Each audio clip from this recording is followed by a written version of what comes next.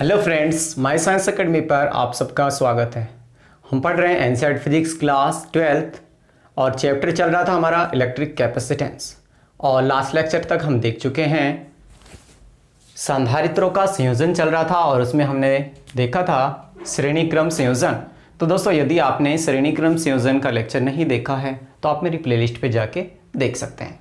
और आज हम देखेंगे संधारित्रों का पार्श्वक्रम या समांतर क्रम संयोजन।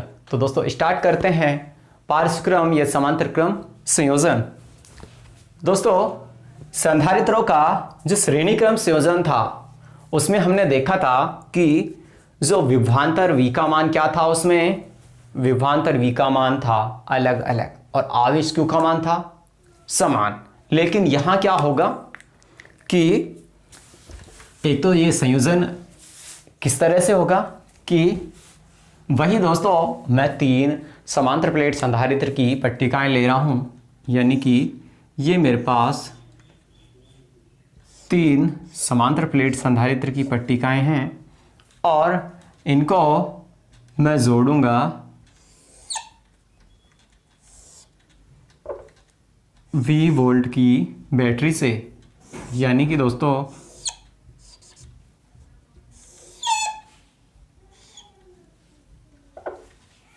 इसको मैं जोड़ देता हूं प्लस माइनस प्लस माइनस। दोस्तों ये V वोल्ट की बैटरी से मैं इसको जोड़ देता हूं। अब दोस्तों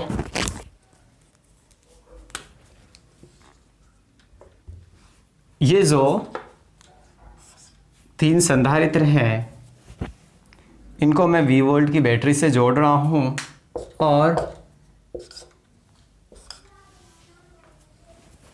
जो समांतर क्रम संयोजन होता है उसमें क्या होता है कि समान ध्रुवता की प्लेटें, यानी कि दोस्तों ये सिरा प्लस क्यू और ये माइनस क्यू, ये प्लस क्यू और ये माइनस क्यू, ये प्लस क्यू और ये माइनस का क्यू, यानी कि संधारित्रों का वह संयोजन जिसमें समान ध्रुवता की प्लेटें आपस में जुड़ी होती हैं। यानी कि देखो प्लस प्लस वाला सिरा एक तरफ जुड़ा है, माइनस माइनस वाला सिरा एक तरफ जुड़ा है।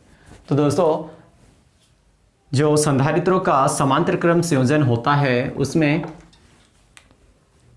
जो विभवांतर है उसका मान होता है एक समान, यानी कि इन पे विभवांतर का मान क्या होगा, एक समान। लेकिन जो प्रत्येक संधारित्र की प्लेट है उस पे आवेश का मान क्या होगा, अलग अलग होगा। यानी कि मैं बोल सकता हूं दोस्तों इस पे आवेश Q1 इधर लिख लेता हूं कि यहां आके आवेश डिवाइड हो जाता है Q1 और इस पे Q2 और इस पे है आवेश Q3। अब दोस्तों विभवांतर का मान क्या है, तीनों प्लेटों पे एक समान है V और V। और दोस्तों इनकी जो धारिताएं हैं वो क्या होंगी, इसकी धारिता मैं मान लेता हूं C1, इसकी C2 और इसकी C3।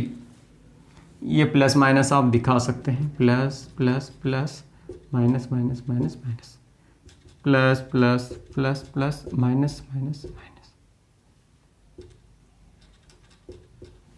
ऐसे ही ये plus plus plus plus minus minus minus minus. अब दोस्तों कि जो समांतर क्रम संयोजन है उसमें V का मान एक समान है और जो प्रत्येक संधारित्र की प्लेट है उस पे आवेश Q का मान क्या है, अलग अलग है। तो दोस्तों हम निकाल लेते हैं कि जो प्रथम संधारित्र की प्लेट है उस पर आवेश कितना होगा। यानी कि प्रथम संधारित्र पर आवेश, तो दोस्तों ये मैंने कितना माना है, Q1। तो दोस्तों Q इक्वल टू क्या होता है, CVK, यानी उसकी धारिता और उस पर विभवांतर उन दोनों के गुणनफल के ये क्या होगा, बराबर होगा। तो दोस्तों यहां जो विभवांतर का मान कितना होगा, दोस्तों विभवांतर का मान है यहां V और धारिता कितनी है इसकी, C1, यानी कि C1 V। ऐसे ही दोस्तों जो द्वितीय संधारित्र है, द्वितीय संधारित्र पर आवेश, द्वितीय संधारित्र पर आवेश कितना होगा, Q2, और Q2 किसके बराबर होगा, C2 इंटू वी के। तो दोस्तों Q2 बराबर C2 इंटू वी। ऐसे ही दोस्तों जो संधारित्र मेरा थर्ड है, इस पर आवेश कितना होगा, यानी कि तृतीय संधारित्र पर आवेश, यानी कि दोस्तों Q3 बराबर किसके हो जाएगा, C3 इंटू वी के।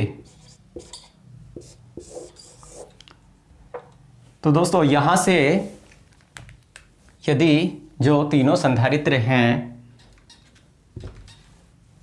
ये यहाँ जुड़े हैं, तो इसको मैं बिंदु P और इसको मान लूँ मैं N। तो बिंदु P व N के मध्य जो कुल आवेश है वो दोस्तों किसके बराबर होना चाहिए, Q1 plus Q2 plus Q3 के। यानी कुल आवेश में क्या लिख सकता हूँ,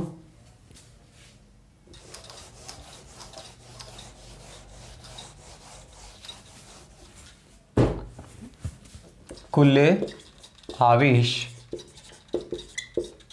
इसको मैं लिख सकता हूँ Q equal to Q1 plus Q2 plus Q3 के। यानी कि यहाँ से अभी जो मेरे पास Q1 Q2 Q3 के मान है तो उनको मैं यहाँ लिख लेता हूँ। तो ये मेरे पास आ जाता है C1V C2V प्लस C3V, या फिर Q इक्वल टू लिख सकता हूँ मैं V और C1 plus C2 plus C3।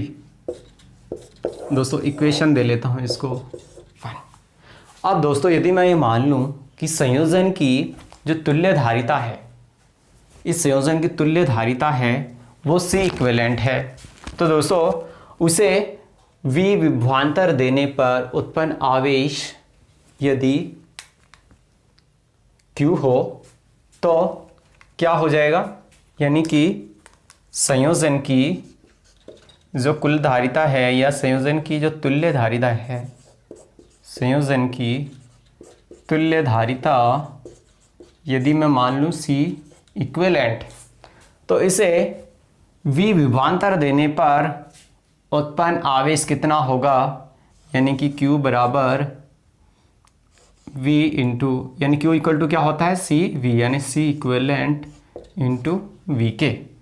तो दोस्तों यहाँ से ये Q इसके बराबर होना चाहिए, यानी समीकरण 1 और 2 से। दोस्तों समीकरण 1 और 2 से हम क्या कर सकते हैं, समीकरण 1 और 2 से हम कर सकते हैं, यानी कि C equivalent V equal to हो जाएगा V और C1 plus C2 plus C3 के। यानी कि ये मेरे पास आ गया, V से V कैंसिल हो जाएगा, तो C equivalent equal to C1 plus C2 plus C3।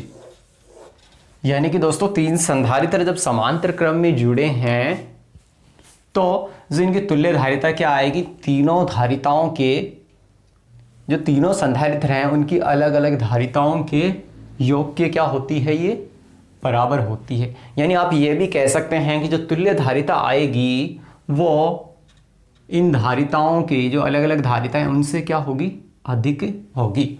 और दोस्तों ये तो बात रही तीन संधारित्र समांतर क्रम में जुड़े हैं। अब ऐसे ही अगर n संधारित्र समांतर क्रम में जुड़े हों, यानी कि यदि n संधारित्र समांतर क्रम में जुड़े हों, यानी n संधारित्र अगर समांतर क्रम में जुड़े होंगे तो n संधारित्रों की जो धारिताएं हैं उनका क्या हो जाएगा, अलग अलग योग हो जाएगा। यानी कि C इक्विवेलेंट हो जाएगा C1 प्लस C2 C3 और जितने भी हैं उनका क्या हो जाएगा, धारिताओं का योग हो जाएगा। अब दोस्तों इसमें मैं कुछ स्पेशल केस देखूं,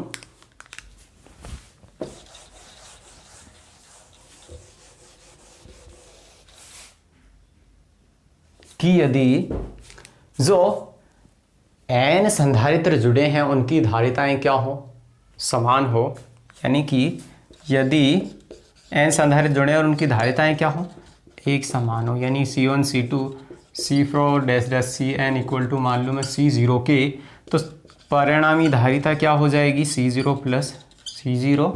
इस इक्वेशन में रख सकता हूँ C0 डैश डैश करके C0। तो दोस्तों C0 कितनी बार आया, n बार, यानी कि NC0। यानी यदि समान धारिता वाले n संधारित्र जुड़े हों, बोर्ड एग्जाम में अगर छोटा क्वेश्चन पूछा जाए 1 नंबर में कि समान धारिता वाले n संधारित्र समांतर क्रम में संयोजित है तो उनकी परिणामी धारिता या तुल्य धारिता कितनी होगी। तो दोस्तों ये क्या होगी, जो पहले जो धारिता थी उसका क्या हो जाएगी, n गुणा हो जाएगी। यानी कि यदि हमें समान धारिता वाले कई संधारित्र दे रखे हैं और हमें जो परिणामी धारिता उसमें वृद्धि करनी है तो हम क्या कर सकते हैं, संधारित्रों का समांतर क्रम संयोजन कर सकते हैं। दोस्तों एक और इसमें हम केस देख लेते हैं। यदि मेरे पास जो संधारित्र जुड़े हैं इसके बीच में परावैद्युत पदार्थ भरते हैं, यानी अलग अलग माध्यम का परावैद्युतांक पदार्थ आ जाए, यानी कि इसमें इप्सिलन R1 का कोई परावैद्युतांक पदार्थ भरा है, इसमें इप्सिलन R2 का कोई परावैद्युतांक पदार्थ भरा है और इसमें कोई परावैद्युत पदार्थ भरा है जिसका परावैद्युतांक है इप्सिलन R3।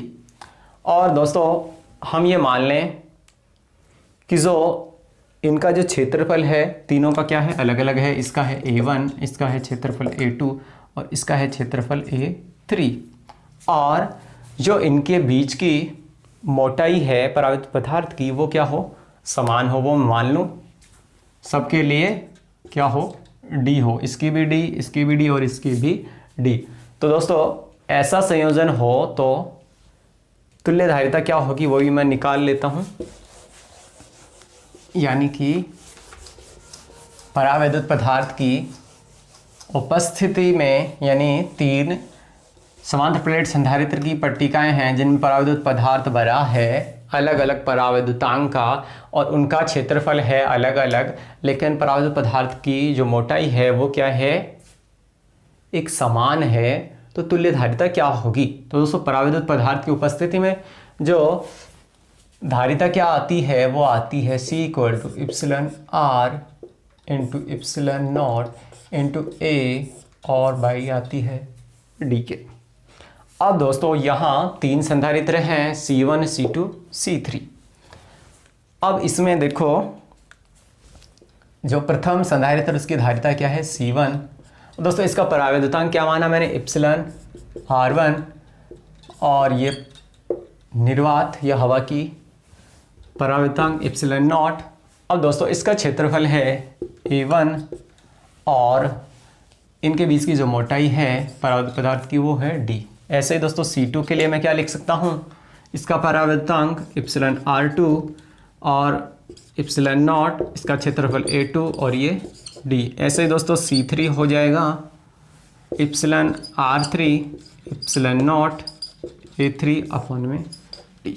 तो दोस्तों ये आगे तीनों संधारित्रों की धारिताएं। अब दोस्तों मेरे को क्या निकालना है, इनका समांतर क्रम संयोजन, यानी कि जो अलग अलग धारिता आई है उनका मैं क्या कर दूं, सीधा सा योग कर दूं तो मेरे पास आ जाएगी परिणामी या तुल्य धारिता। क्योंकि दोस्तों C इक्विवेलेंट किसके बराबर होती है, इनके अलग अलग योग के बराबर होती है। यानी कि C इक्विवेलेंट होगा C1 plus C2 plus C3 के।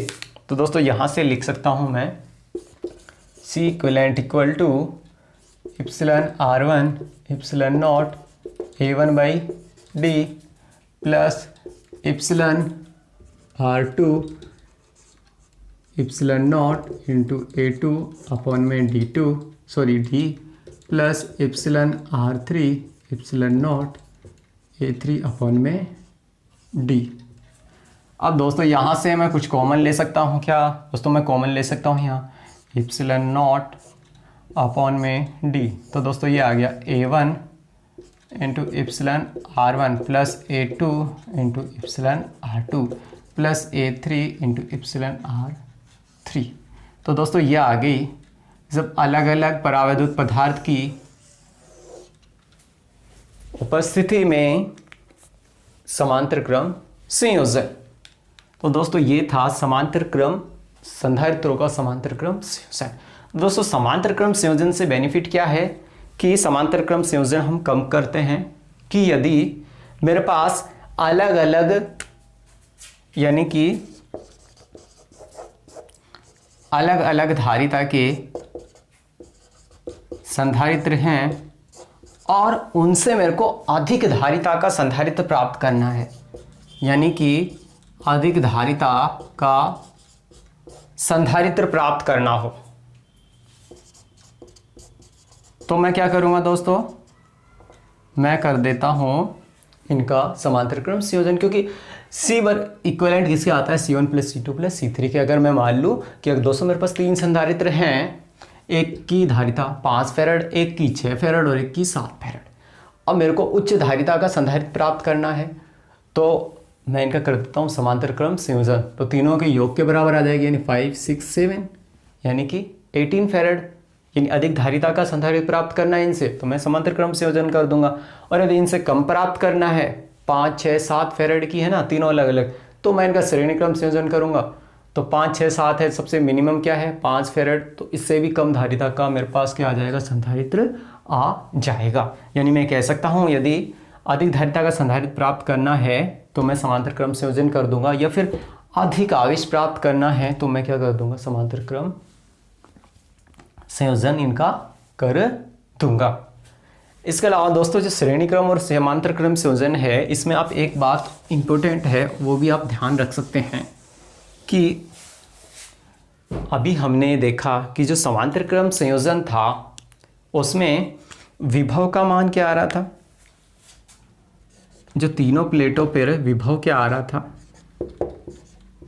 दोस्तों, तीनों प्लेटों पर जो धारिता का मान कुछ भी हो, आवेश का मान कुछ भी हो, जैसे तीनों पे आवेश का मान था Q1, Q2, Q3, लेकिन विभवांतर का मान तीनों प्लेटों पे क्या था, समान, यानी कि आवेश का मान चाहे कुछ भी हो, इन पर विभवांतर का मान क्या होता है, एक समान होता है, यानी V1, V2, V3 का अनुपात क्या होता है, 1:1। ये दोस्तों है समांतर क्रम संयोजन में। ऐसे ही दोस्तों जो श्रेणी क्रम संयोजन है उसमें क्या आता है कि Q1 अनुपात Q2 अनुपात Q3 इक्वल टू आता है 1:1:1। क्योंकि दोस्तों श्रेणी क्रम संयोजन में विभव का मान क्या होता है, अलग अलग होता है, तो यानी विभव का मान कुछ भी हो, जो आवेश का मान क्या आता है, इन पे समान आता है। तो दोस्तों ये दोनों बातें भी आप ध्यान रख सकते हैं श्रेणी क्रम और समांतर क्रम संयोजन में। तो दोस्तों पेशेंस से सुनने के लिए धन्यवाद।